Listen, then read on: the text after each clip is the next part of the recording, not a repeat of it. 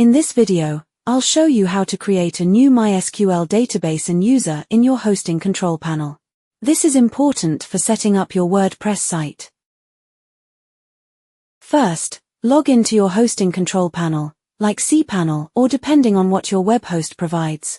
Once you're logged in, you'll see two ways to create a database. 1. MySQL Databases. 2. MySQL Database Wizard. If you're new to this, I recommend using the second option, the MySQL Database Wizard, as it's very user-friendly. Before we create a new database, let's take a look at our existing databases. We'll go to phpMyAdmin and check out the list of databases. Then, we'll click on the one we want to view.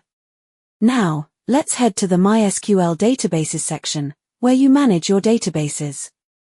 Look for the option to create a new database and give it a name. For this example, we'll name it WordPress_demo. Click Create Database. You'll see a message of successful creation of the database. Click Go Back.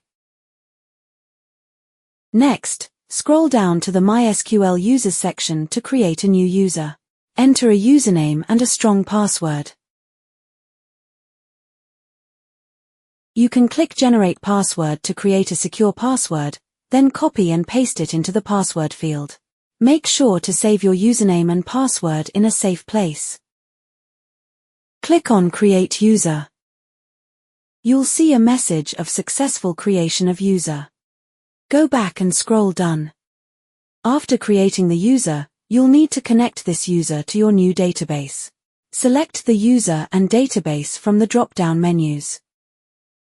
Then, grant the user the necessary permissions by selecting All Privileges. Save your changes, and now your database and user are ready to go. You'll see a message of successful. Go back and scroll Done. You can view your newly created database in the Current Databases section. If you found this tutorial helpful, don't forget to like and subscribe for more tips and tricks. Thanks for watching.